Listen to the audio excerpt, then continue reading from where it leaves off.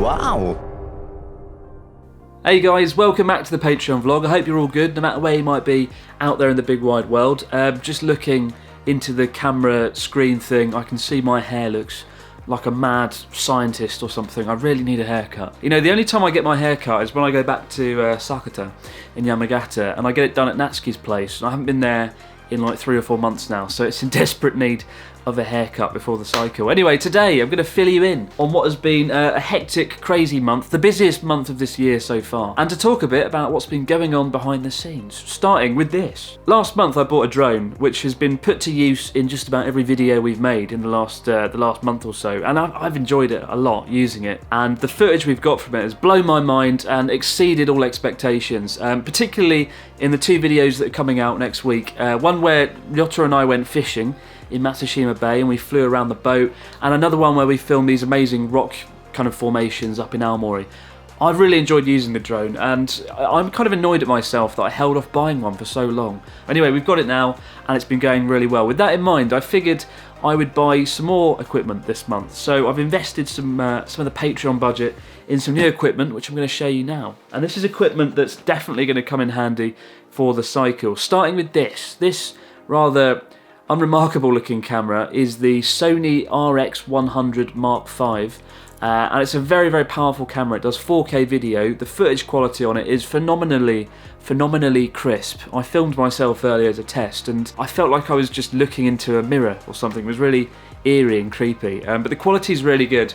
And the idea behind this is when I'm cycling around, I can just sort of whip it out somewhere and film something really easily and quickly, rather than using the big cumbersome GH5 that I'm filming this on right now. Also got this. This is a rather sinister looking case. Looks like it's got some sort of rifle or something inside it, but it's not a rifle. It is in fact a gimbal, which is really difficult to get out, so I'm probably just going to show you like this. But basically a gimbal that I can put this camera on and get really nice, smooth, stabilised shots, like in the recent Mount Fuji video where Sharla and I were travelling around with some really nice, silky smooth shots, and that was done using this. And the last piece of equipment I've got is the new GoPro 7 Hero Black edition.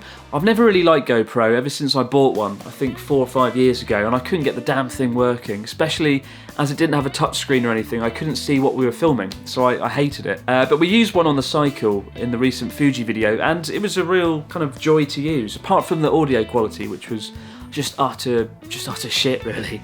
But the new GoPro, apparently the audio quality is better, and it's got something called Hyper Smooth technology, which is supposed to be kind of really nice, stabilised footage. So the idea is I can get the GoPro 7, stick it on the bike, and we can have some really nice kind of smooth footage as we're cycling along. So lots of new equipment, but hopefully it will come in handy and make all the difference when we get the cycle underway in a few weeks. The case on the gimbal also doubles as a drum kit. So that Mount Fuji cycle video that we released 2 days ago, originally that wasn't supposed to be a video. It was kind of just a test run to see how I would work with the team that are going to be coming along with me on the cycle. And it worked really well. I kind of liked the video. It came out better than I expected, but at the same time it made me realise that I needed to change my strategy for the cycle. So in the Mount Fuji video we often had like a cameraman, right, using the gimbal and filming us, but my only concern was it wasn't very dynamic and it wasn't very personal, because there was a cameraman there filming us the whole time. It felt like there was almost a sense of distance between the viewer and the journey that we were on, and so it made me realise for the cycle I am going to have to be the cameraman. I'm going to have to be the cameraman a lot more, filming what's going on and making it a lot more personal, which is what I wanted in the first place, really. So I've taken a step back from going down the kind of super slick production quality route and gone down more the vlogger road, more like a vlogger like, say, Casey Neistat, where he kind of films himself doing everyday things. I think that's a lot more personal and a lot more dynamic to do that. So throughout the cycle, yeah, I'm going to be filming myself a lot more and not being so reliant on cameramen or camera people to help me out. In terms of preparation for the cycle, it's all been going well. I think we've lined up maybe 5 or 6 different people who are going to be joining different segments of the trip now. Of course, we've got Natsuki and Ryotaro. Ryotaro is going to be cycling a part of the cycle where we're going from Kobe to Himeji Castle, where neither of us have ever been, so that's exciting. Natsuki isn't going to be cycling, because I don't think Natsuki can do any form of exercise, or certainly I've never seen him do any. I think if Natsuki was on a bike, probably wouldn't last very long. But he is going to be at the start, waving us off from the hometown of Sakata, and hopefully he's going to be in Kagoshima right at the end as well to welcome us at the finish line, and potentially somewhere in the middle as well, maybe Kyoto or Kanazawa. That'd be cool. I'd love to get him down there. Pete Donaldson as well. I'm really excited about that because he's never been in a video. Well, I suppose he was in Natsuki the movie. Okay, he has been something. But he's going to be in the videos doing from Kyoto to Osaka and Kobe just before Ryotaro, so that'll be fun. And we've also got at least 3 other vloggers, Japan vloggers, lined up as well, including Charlotte, who of course passed the test in the recent Mount Fuji video by going on the Fujiyama roller coaster at Fuji-Q Highland Park.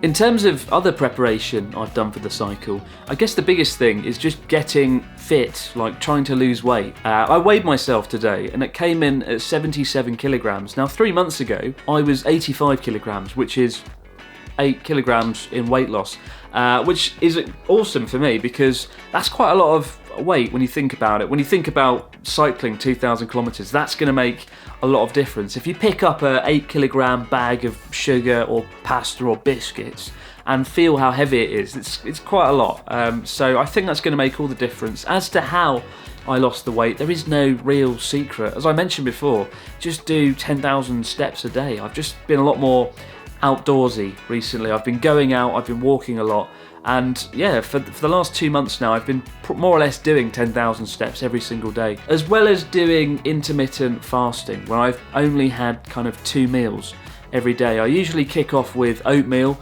in the morning, and then around 5 or 6 p.m. I'll have a salad with kind of some sort of protein based food on top, usually chicken or pork or beef, and so I don't really eat that much during the day, but I feel like I don't feel like I need to snack on things all the time. I feel content and happy, and that's just made all the difference. Between the intermittent fasting and the 10,000 steps a day, I found that's how I've lost weight. I've also just been a lot more conscious of what I'm eating as well. I think that helps when you do intermittent fasting. It gives you a level of conscious awareness. When you go into a Family Mart, as I do before, I'd go in, I'd grab some fried chicken, I'd grab some crisps, I'd grab some sweets, but now I feel like I don't do that. I don't pick and eat stuff throughout the day because I'm a lot more focused on what I'm eating and when I'm eating it. I think when it comes to losing weight, really the biggest battle you face is up here. I mean, for me, I've been pretty motivated the last 2 months because I haven't had a choice. I have to lose weight. I have to try and get fit to stand a chance of doing this cycle. So, if you do want to lose weight, aim for some sort of big challenge. Maybe it's a marathon, maybe it's a cycle, maybe you want to climb a mountain. Try and set up something in the future, 2 or 3 months down the line. And I think it'll give you the kick you need, the motivation you need to actually try and lose weight, because it's certainly worked for me. If I'm not trying to lose weight for a purpose, I just find it really difficult to give a shit. There is one last piece of the puzzle that I've been trying to discover before the cycle, and that is how to make every single video of that cycling trip every day, daily videos, how to make them all compelling in some way, maybe by doing some kind of crazy challenge every day, or some sort of dare sent in by viewers. I'm still trying to work it out, and I've been talking to a lot of people about it, and I feel like it's there within reach, an incredible idea that could change everything, but I'm still trying to find it. So if you guys have any ideas on potential challenges we could do, or maybe some kind of audience interaction every day that could drive each of the videos, then I'm completely open to ideas. How could we do it? Someone put a gun to your head and said, you're going to make daily videos every day for 30 days, and you've got to make every single one of those videos get 200,000 views or more. How are you going to do it? Imagine that, because that's the position, the train of thought I'm trying to get into right now. I think if we solve that, it's going to be an amazing trip though. And also we've got 3 more videos coming out as well, including top 10 things to do in Sendai, a video finally about Sendai, Japan's most expensive tuna, and also a video called How Long Will I Live in Japan, answering questions sent in by viewers, of course one of which is how long will I live in Japan, which will be answered once and for all. But for now guys, wherever you might be out there in the big wide world, have a great week, and I'll see you in the next few days. God bless. God bless? That's not something I'd normally say. I'm becoming a nice person. What is this? It's disgraceful. Wow!